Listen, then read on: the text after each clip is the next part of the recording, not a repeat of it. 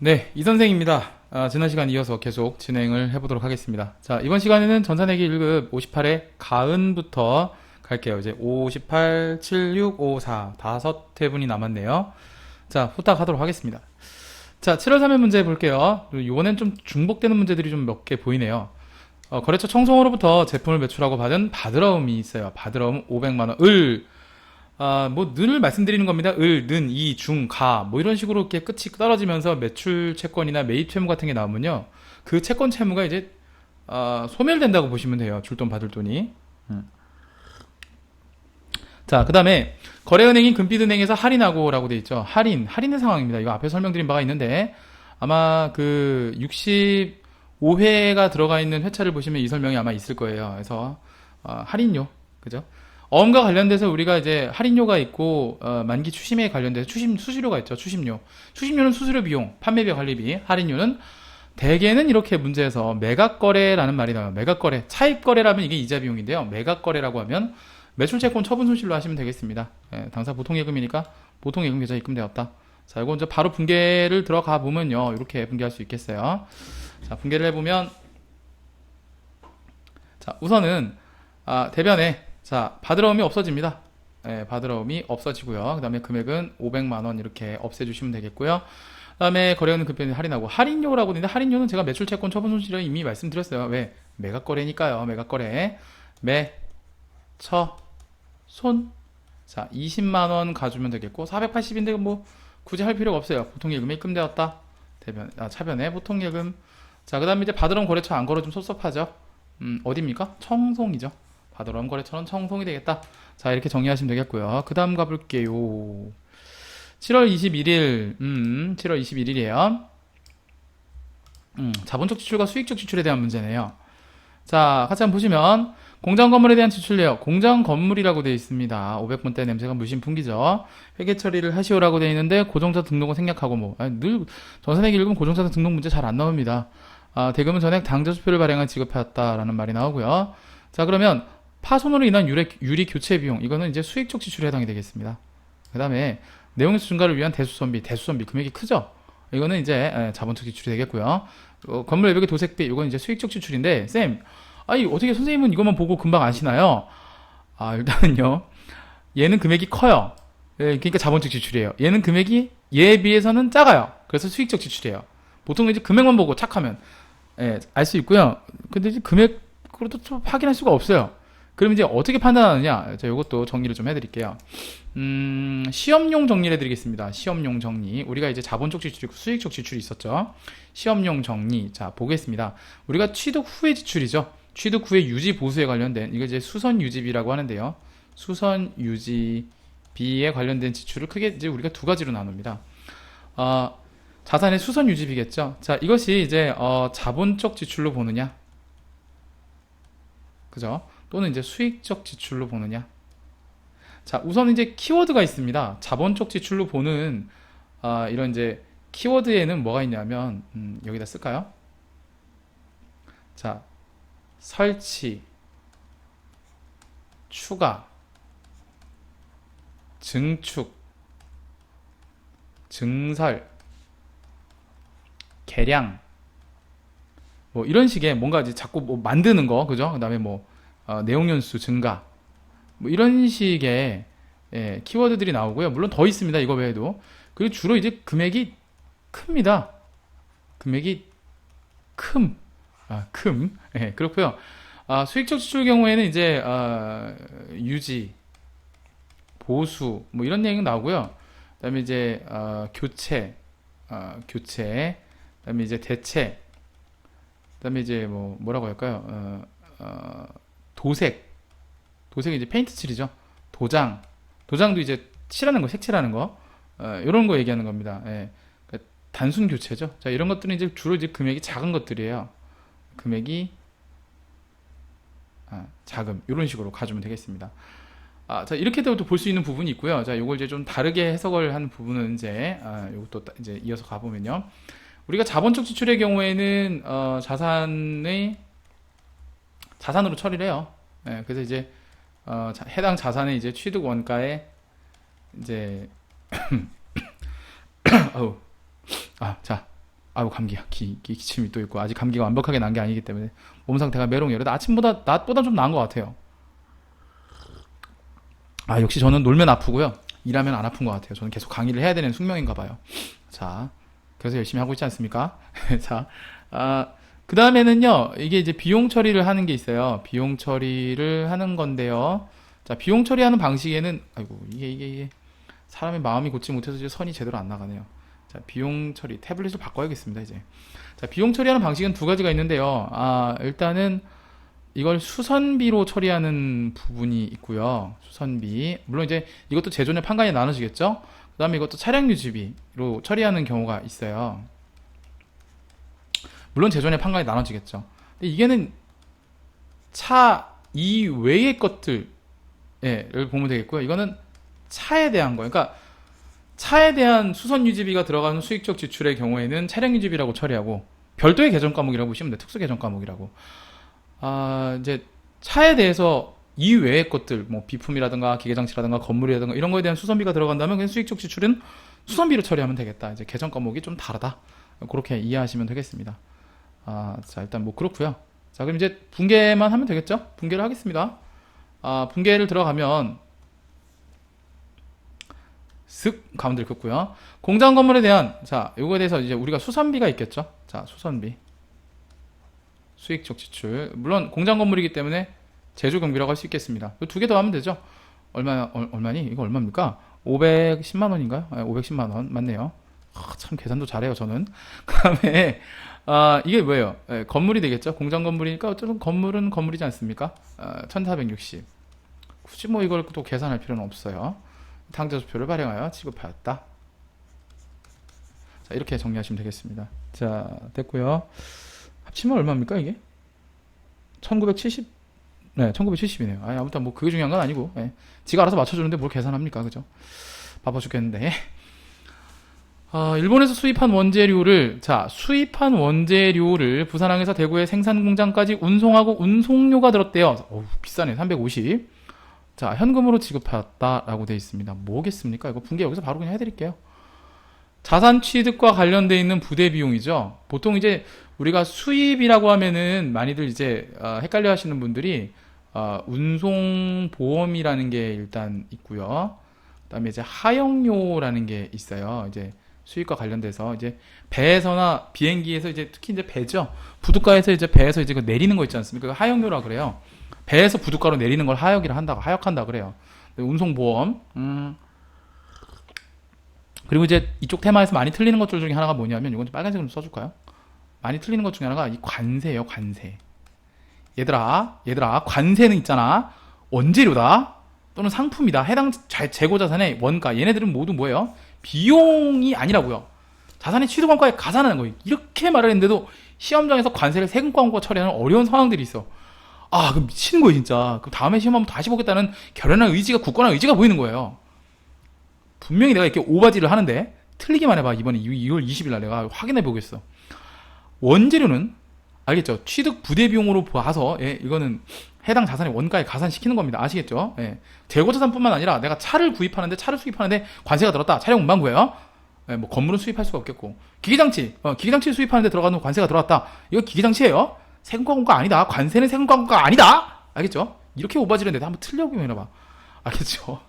자, 이제 마음을 가라앉히고 문제를 풀겠습니다. 자, 그래서 어쨌든 간에 이것은 운송료 350만 원은 원재료가 되겠습니다. 이쁘게 써야지. 원재료. 대변에 현금. 이거 이따 출금전표 하면 되겠죠? 또 멍청하게 왜 다 쓰고 있니? 나는 뭐하니? 자, 이게 정답이에요. 이게 정답이고요. 어쨌든 관세는 세금 광고가 아니야. 아니에요. 그다음에 이거 이제 풀겠습니다. 여기다가 이제 8월 20일 발생한 오성 상사의 제품 외상 매출금 700만 원을 회수하면서라고 돼 있어요. 근데 보통은 이제 요 문제는요, 이게 이제 회수하면서라고 돼 있지만 우리가 이제 이전 문제를 보면은 우리가 거래처 원장을 조회해서 풀었던 문제들이 있었어요. 예, 그렇습니다. 해당 날짜를 조회할 수도 있기 때문에 이 부분은 좀 친절하게 이제 금액이 얼마다라고 표시해줬지만 문제가 좀 더럽게 나오면 이렇게 할 수도 있어요. 참고하시고 당황하지 말란 얘기죠. 약정 기일보다 20일 빠르게 회수해서 자, 외상 매출금의 3%를 할인해 주었다라는 말이 있어요. 요건 좀 할 얘기가 있는데 보통 예금으로 입금되었다 이렇게 돼 있고요. 두 가지 얘기를 좀 할 겁니다. 우선은 분개를 먼저 하고 이론 내용을 설명드리겠습니다. 이론은 뭐 안 할 수도 없고 간단하게 설명드릴게요. 우선은 외상 매출금을 회수했으니까 이제 대변에 외상 매출금으로 가주시면 되겠고, 금액은 700만 원. 그 다음에 매출금 3% 할인해 주었다고 했으니까 이제 매출 할인이 되겠습니다. 매출 할인 73, 21, 21만원. 그 다음에 이제 보통 예금 입금되었다. 보통 예금은 그냥 뭐 알아서 껴맞춰 주겠지, 그죠? 포인트가 일단 이제 여기서 거래처 걸어주셔야 되고, 어디에 오성상사. 그 다음에 또 하나가 있는데요. 이거예요. 뭐냐 하면, 요거 매출 할인이요. 지금 제품의 외상 매출금이니까 406번이 되겠습니다. 요건 이제 제가 보여드리고 설명을 드릴 거예요. 자, 요 두 가지만 일단 정리를 해놓고 그리고 들어가겠습니다. 이게 왜 이렇게 나오는 건가? 우선은 화면을 보면서 지금 말씀드린 게 제가 쓰는 것보다 화면을 보는 게 나을 것 같으니까 계정 까먹으면 자기 등록을 띄우겠습니다. 자, 백문이 불여일견이죠. 자, 이쪽에 제품 매출 401번부터 갈게요. 자, 상품 매출. 자, 여기 코드 체계를 좀 유심히 좀 봐주세요, 여러분. 자, 확대를 좀 하겠습니다. 자, 여러분 지금 화면에 보이시는 거 보니까 상품 매출 다음 번호가 어떻게 되어 있습니까? 관계 코드가 걸려 있죠. 지금 이게 관계 코드, 이게 관계 코드인데, 자, 상품 매출이 있고요. 상품 매출에 대한 뭐예요? 매출 환입 및 애누리, 매출 할인 이렇게 되어 있죠. 바로 다음 번호란 걸 알 수가 있어요. 그리고 자, 아래쪽을 보시면요. 아래쪽을 볼까요? 여기 녹색으로 좀 표시하겠습니다. 자, 아래쪽을 보니까 자, 빨간색으로 되어 있죠. 자, 제품 매출에 대한 매출 할인이 따로, 그죠? 환입과 애누리 따로 돼 있어요. 그죠? 이것도 관계 코드가 걸려 있고요. 그러니까 따지고 보면 매출 할인이나 매출 환입 및 애누리가요, 하나만 존재하는 것이 아니라 해당 매출이 뭐냐에 따라서 코드가 달라질 수 있다는 얘기입니다. 물론 이제 뭐 F2번 누르고 찾고 그러면 이제 제품 매출에 대한 할인인 걸 알 수가 있는데, 문제에서 보통 우리가 전산대기 1급은 제품 매출 기본 세팅이 되어 있어요. 그러면은 이걸 이제 망각할 수가 있다는 얘기죠. 그러니까 이제 예를 들어 이 문제가 지금은 다행스럽게도 제품 매출이 나왔으니 망정이지, 만약에 상품 매출이 했으면 또 나도 모르게 이제 제품 매출 할인으로 걸릴 수 있다고요. 원래는 이거 매출에 대한 거니까 이걸 골라야 되는데 이걸 못 해갖고 사실은 이제 이건데 이걸 고르는 경우가 있다. 뭐 이런 거예요. 그러니까 일단 정신 바짝 차리고 시험을 보라는 거, 요 내용이고요. 일단은 406번이, 그래서 406번이에요. 일단 내용은 그렇고, 요런 게 또 더 있어요. 뭐가 있냐면, 저쪽 이제 상품 쪽을 가볼게요. 146번. 146번을 가보면요. 좀 확대 좀 해볼게요. 자, 이쪽을 보시면, 역시 상품 코드는 이렇게 나와 있죠. 뭐 관세한가금은 어차피 안 나오니까 넘어가고, 요 세 개만 보겠습니다. 상품 코드가 있는데, 여기 뒤에 보면 이제 관계 코드가 두 개 걸려 있고, 역시 매입, 환출 및 애누리, 상품에 대해서도 환출 및 애누리와 매입 할인이 따로 존재한다는 거. 그리고 여기 밑에 한번 가볼까요? 여기 밑에는 저 녹색으로 또 표시해 드릴게요. 자, 원재료 우리 많이 쓰는 계정 과목이잖아요, 그죠? 여기에 대해서 역시 똑같이 이게 관계 코드가 걸려 있고 이렇게 돼 있다는 거죠. 그러니까 똑같은 매입 할인이라고 해서 정신 바짝 차려야 돼. 이게 상품에 대한 매입 할인인지, 아니면 원재료에 대한 매입 할인인지, 또는 상품에 대한 매입 환출 및 애누리인지, 아니면 원재료에 대한 매입 환출 및 애누리인지를 구분하고 시작하셔야지 다음에 시험을 한 번도 안 볼 수 있다. 뭐 이런 내용이죠. 예. 알겠습니까? 자, 요 내용 꼭 기억하시기 바라고. 이거 매출도 그렇고 매입도 그렇다는 거. 그래서 이 분계가 중요하다는 거. 자, 요 내용을 좀 말씀드리고 싶었습니다. 자, 그리고 하나 더 정리해 드릴 게 있는데요. 제가 두 가지를 정리해 드린다 그랬죠? 자, 그러면 선생님, 저는 그럼 뭐 말씀 대충 이해했는데, 애누리가 뭔지 잘 모르겠어요. 참 지금까지 모르면 어려운 상황이죠. 시험이 얼마 안 남았는데. 일단 좀 보겠습니다. 일단은 애누리라는 말이 나오죠. 애누리. 그 다음에 환입이나, 매출을 하면 환입이라 그래요. 매입하면 환출이라 그러고요. 그러니까 환이요, 교환할 때 환자예요. 돌려보낸다는 뜻이에요. 그러니까 이 환입이나 환출은 간단하게 설명드리면 이제 반품이에요. 반품. 그래서 애누리라는 게 있고요, 환입, 환출이라는 게 있고요, 그리고 할인이라는 게 있습니다. 할인 이렇게. 일단은 요 두 가지는 물건의 분량이나 하자가 있거나 뭐 개 중에는 이제 수량 부족 때문에 이런 일이 또 발생하는 경우도 있어요. 예. 그 다음에 자, 요거 같은 경우에는 얘하고 얘는요 공통적인 특징이 뭐냐 하면 요 두 개만, 얘는 아니야. 얘 두 개는요 금액을 깎아줘요. 깎아줘요. 금액을 깎아줘요. 그러면 얘는 어떨 것 같아요? 얘네 둘은 물건의 하자나 수량 부족이 있죠? 아, 그죠. 금액을 깎아주고. 얘는 그럼 뭘까요? 얘는, 수량을 깎아준다는 말은 안 하죠. 차감해요. 예. 얘는 수량을 차감한다. 얘는, 금액을 깎아줘요. 알겠죠? 그러니까 애누리나 할인의 경우에는 금액을 깎아줘요. 그 다음에 이제, 환입이나 환출 같은 경우에는 수량을 뺀다. 반품이니까. 알겠죠? 네. 그러니까 이제 물건의 하자랑 상관없이 그냥 금액을 깎아준다라고 하면 이제 이건 매출 할인, 매입 할인이 되겠고요. 물건에 하자가 있을 때 금액을 깎아준다라고 하면 그것은 애누리라고 보시면 되겠습니다. 그 다음에 물건에 하자가 있는데 수량을 다 돌려보낸다, 반품시킨다라고 하면 이제 매출 환입이나 매입 환출이 되겠고요. 알겠죠? 이거 좀 기억하시고요. 자, 간단하게 정리를 해드렸어요. 시험용 이론을 정리해봤습니다. 자꾸 이제 시험용 이론 하는데요. 시험 문제 자주 나오는데 이걸 뭐 정기적으로 뭐 칠판에 다 판서해서 설명할 수는 없는 거고, 기존에 한번 들어봤는데 어렴풋이 들은 것 같다라는 것을 이제 톡톡 일깨워주는 거예요. 그러니까 처음부터 아예 생판 모르는 사람이, 그러니까 높아심을 말씀드리는데요. 설마 제 블로그에 오셔서 동영상 강의가 무료니까 이제 막 보시다가 보면 이제 대부분 문제풀이가 많고요. 수업을 한두 번쯤은 들어봤다는 전제하에서 피드백이나 이제 좀 뭔가 일깨워주기 위한 용어로다가 지금 제가 녹화를 하고 있는 거지.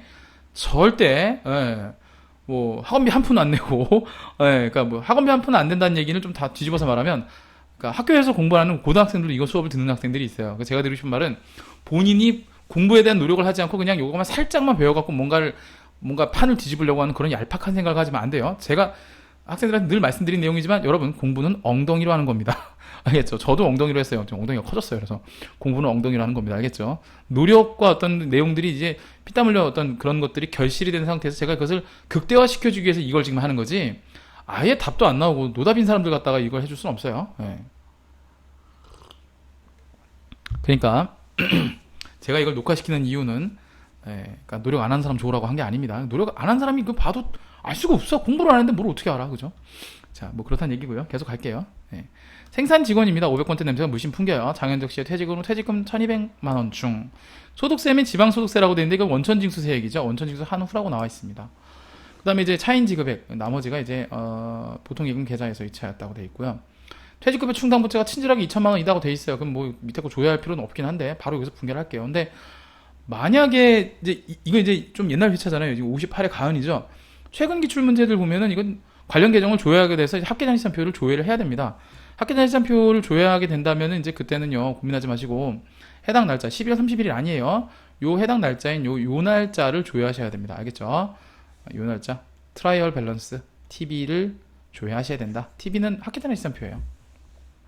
분개 들어가죠. 퇴직급여 충당부채가 넉넉하게 있습니다. 퇴직금 그냥 다 줄 수 있죠. 그러니까 차변에 퇴직급여 충당부채가 퇴충이 1200이 나가고요. 여기 끊어주시고요. 소득세 및 지방소득세 132만을 원천 징수한 후, 이거 예수금이 나가는 거죠. 예수금 떼고 세금 떼고 나머지를 주는 거니까 132만원. 그 다음에 나머지는 보통예금 계좌 이체했다고 되니까 나머지는 보통예금. 이렇게 문제 보고 그냥 푸시면 됩니다. 어려운 거 없어요. 끝. 이렇게 하시면 되죠. 넘어갈게요. 자, 이번 회차 마지막 문제네요. 자,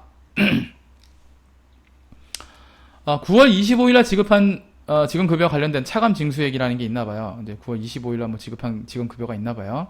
이제 국민연금, 소득세 뭐 이렇게 여러 가지가 있는데, 국민연금 회사부담금 합한 금액 62만 다음과 같이 보통예금 납부했다고 돼 있어요. 이게 원천 징수한 거를, 기존의 문제들은 이제 원천 징수를 한 거에 대한 문제를 냈다면, 이번 문제 같은 경우에 원천 징수한 금액을 회사부담분과 종업원 본인 부담을 합쳐서 납부하는 데에 대한 문제고요. 국민연금의 경우에는 이제 세금과 공과로 처리하라 이렇게 나와 있어요. 그래서 이것도 좀 제가 드릴 말씀이 있으니까 정리를 한번 하고 갈게요. 우선은 이 문제를 먼저 풀어드리고 정리를 좀 더 해드리도록 하겠습니다. 이 문제는 아니다, 이건 이제 정리를 하고 풀어드리긴 낫겠네요. 정리를 먼저 하겠습니다. 그냥. 자, 우선 정리를 좀 할게요. 자, 잘 보시면,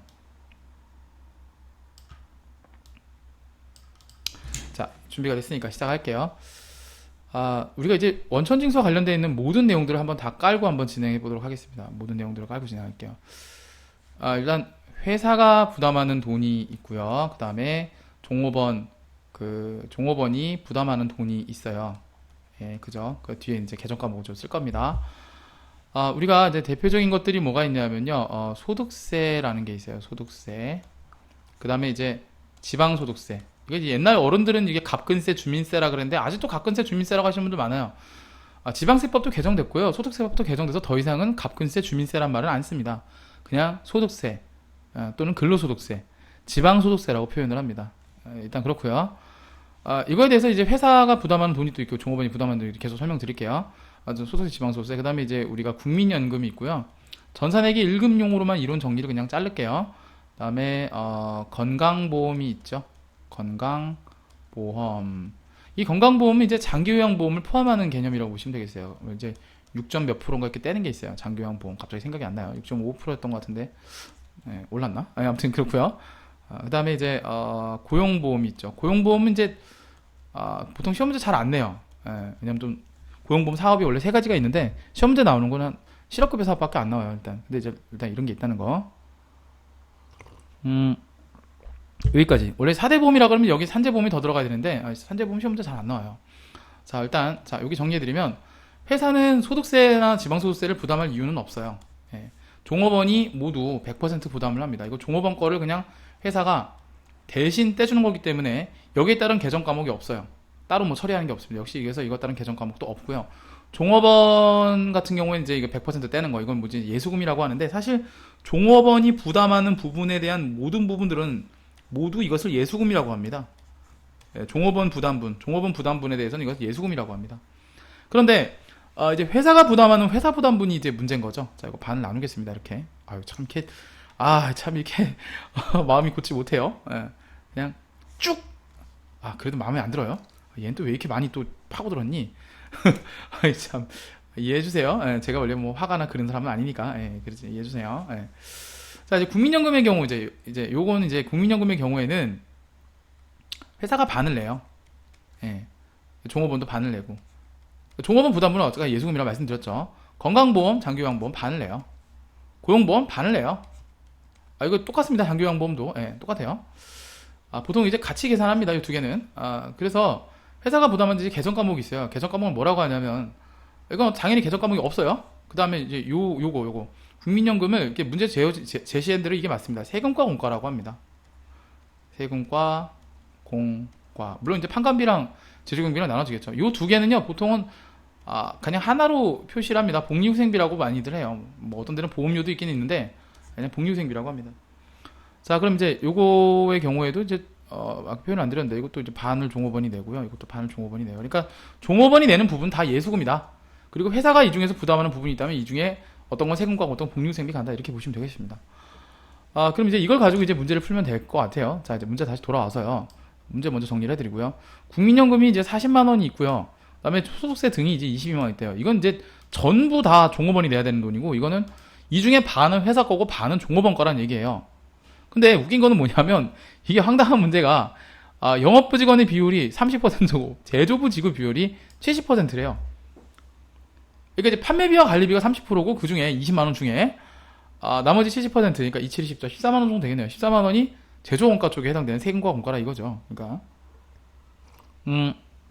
선생님 이거 너무 어려운데요. 뭐가 어렵습니까? 안 어렵습니다. 자, 보세요. 제가 어떻게 분개를 하나. 우선은 저는 이렇게 분개합니다. 어떻게 분개를 하냐면 자 보세요. 일단은 가운데 사선을 긋고요. 자, 어쨌든 낸 돈은 62만 원 되겠습니다. 그죠? 낸 돈 62만 원을 보통예금 납부하였다. 뭔가 판단이 안 쓸 때는요. 낸 것부터 먼저 하세요. 그냥 돈 주고 받은 거. 일단 보통예금이 62만 원 나갔다는 거에는 모두 다 동의하실 겁니다. 자, 이건 문제 없고요. 그 다음에 쉬운 것부터 하죠. 소득세. 이것부터 먼저 하겠습니다. 그 다음에 이건 나중에 할게요. 소득세 등은 예수금이에요. 모두 종업원이 부담하는 거 아니겠습니까? 그러니까 이게 모두 22만 원. 자, 이렇게 갈게요. 근데 이거는 제가 예수금이라고 이렇게 표현 안 하고 이렇게 하겠습니다. 조금 구분을 할게요. 색깔을 달리해서 요거는 소득세에 관련되어 있는 예수금이 22만 원이다 라고 할게요. 소득세하고 지방소득세. 그 다음에 또 예수금이 있겠죠. 예수금이 있는데 이 예수금을 자, 이것은 국민연금에 대한 예수금이 있다고 할게요. 국민연금 예수금은 자, 종업원 부담분. 자, 이쪽에 보시면 근로자 부담분 20만 원이라고 되어 있습니다. 이게 여기에 속하는 예수금이에요. 그래서 요게 20만 원이라고 할게요. 자, 그러면 또 예수금이 있겠죠? 아, 예수금 이제 다 됐어요. 근데 이 중에 뭐라고 나와 있어요? 회사가 부담하는 부분이 20만 원이 따로 있다고 했죠? 그러면 자, 회사가 부담하는 세금과 공과라는 게 결국에는 이게 20만 원인 20만 원인데 이게 결국에는 어떻게 돼요? 어떤 거는 제조 경비, 이제 책대로 하면 판관비가 먼저죠. 판관비 먼저 하죠. 헷갈리니까. 자, 이 중에서 판관비 비율이 30%, 제조 경비 비율이 70%라고 이미 명시가 돼 있어요. 그럼 20만 원이 7대 3으로 쪼개진다고 보시면 돼요. 그러면 1대 20만 원이 2, 3은 6만 원이 판매비와 관리비 세금과 공과, 그 다음에 나머지 14만 원이 제조 경비 쪽 세금과 공과, 이렇게 가면 돼요. 그럼 이제 이게 20만 원 반이잖아요. 그죠? 그리고 나서 자, 확인이 다 됐으면 이제 이거를 합쳐요. 자, 예수금 이렇게 쓱쓱쓱쓱쓱쓱쓱쓱쓱쓱 쓱쓱쓱쓱쓱쓱쓱쓱 합칩니다. 이렇게 이거 합치면 42만 원 나오잖아요. 그죠? 이렇게. 안 그러면 이게 42만 원이 어떻게 나오는지 알 수가 없어요. 예수금은 42만 원입니다. 안 그러면 이걸 하지 않으면 문제에서 아무리 여러분들이 뭐 날고 긴다고 해도 이거 못 찾아내요. 대부분. 사실 잘 안 써. 이게 자, 대지의 기운을 받아 다시 하겠습니다. 선을 다시 됐습니다. 자, 그래서 아무리 여러분들이 잘한다고 해도 학생 신분에서는 사실 공부를 많이 하시잖아요. 근데 이제 이게 대학생들이나 고등학생들이 이거를 하기에는 조금 난이도가 있어요. 실무자들 같은 경우는 좀 아는 분들은 좀 있어요. 이거 밥 먹고 이것만 하시는 분들도 있으니까. 근데 학생들 같은 경우에는 그죠, 뭐 MT도 가야 되죠, 여친도 만나야 되죠, 남친도 만나야 되죠, 놀러 가야 되죠, 뭐 그죠, 막 바빠 죽겠죠, 노래방도 가야 되죠. 우리 고등학생 보면은 뭐 그죠, 장난 아니잖아요, 그죠. 그러니까 고등학생, 대학생들 얼마나 놀 일이 많고 할 일이 많습니까. 그러니까 이게 사실 그 알바를 하는 알바몬들도 이렇게 사대분 때리는 알바몬은 없어요, 거의. 그러니까 고등학생, 대학생들이 이걸 하려면 조금 안 와닿기 때문에 어려워하는 부분들은 없지 않아 있습니다. 그래서 제가 이제 예수금을 나눈 겁니다. 이게 조금 이해가 안 가시는 분들은 리와인드 좀 돌리셔갖고요, 요 부분만 다시 반복 재생을 해서 이해할 때까지 좀 한번 보시고요. 이해가 안 가시면 뭐 전화하세요, 저한테. 예, 저한테 전화하십시오. 댓글로 이제 저한테 전화번호 알려달라고 하세요. 제가 알려드릴게요. 제 전화번호는 뭐 학원 전화를 하셔도 제 전화 받아요. 예, 물어보세요. 예. 자, 반갑게 맞이해 드릴게요. 자, 됐고요. 자, 다 끝났네요. 네, 됐습니다. 자, 그럼 이제 입력을 해볼까요? 입력을 좀 해봅시다. 입력을 해볼게요. 이번 한 회차가 조금 이제 시간이 걸렸어요. 그죠? 자, 그냥 뭐 괜찮습니다. 그냥 가겠습니다. 자, 가은. 자, 7월 3일. 어음의 할인이죠. 110번. 그 다음에 이제 청송이라고 하시면 되겠고요. 그 다음에 이제 금액은 500만원 돼 있고요. 그 다음에 차변의 할인료. 이건 뭐예요? 매출채권 권처라고 하겠습니다. 권처가 좀 빠르네요. 매출채권 처분 손실이 금액이 20만원. 그 다음에 나머지가 보통예금. 이렇게 가시면 되겠고, 그 다음에 7월 21일이죠. 21일. 이거 이제 우리 수선비, 공장 건물에 대한 수선비가 얼마가 되겠습니까? 510만원이었나? 아까 510, 그죠? 그 다음에 나머지가 이제 건물 202번, 이게 1,460만원 되겠고요. 대변에 이것이 당좌투표를 발행해 지급했다고 되어 있으니까 이렇게 처리를 하시면 되겠고, 그 다음에 이제 원재료에 대한 문제죠. 8월 30일 제가 지금 아까 핏대 올렸던 거. 자, 이것이 이제 현금 지급이니까 출금 원재료 이렇게 하시면 되겠고, 350만원 됐고, 자, 그 다음에 이제 9월 5일 분계죠. 9월 5일은 이제 외상매출금 700만원 모두 회수하면서 외상매출금, 그 다음에 오성상사, 자, 외상매출금 오성상사 700만 원 회수하면서 할인해줬다고 되어 있잖아요. 그래서 이거 제가 이제 406번 매출 할인이라고 했었죠. 73, 21, 21만원 나머지 모두 보통예금 받았다. 매출 할인 406번이란 거, 이거 중요한 거. 매출 할인 한번 검색해 볼까요? 왜 이게 켜지니? 매출 할인? 겁내 많죠? 자, 확대해 드릴게요. 여기 보시면 이제 봐봐요. 매출 할인이 여러 개 있는데 보통 이제 시험 문제 많이 나오는 게 이 두 가지 갖고 장난을 많이 쳐요. 물론 이제 뭐 이런 것들도 있긴 이게 지금 몰라도 되고, 여러분들 이 두 가지만 아시면 되는데, 지금 시험 문제야 좀 운 좋게 이게 나왔지만 언젠간 이게 나올 수도 있다는 거 주의하세요. 그러니까 상품을 팔았는지 제품을 팔았는지 잘 보셔야 된다는 얘기예요. 알겠죠? 자, 좋습니다. 다음 넘어갈게요. 자, 26일입니다. 자, 장현정 씨가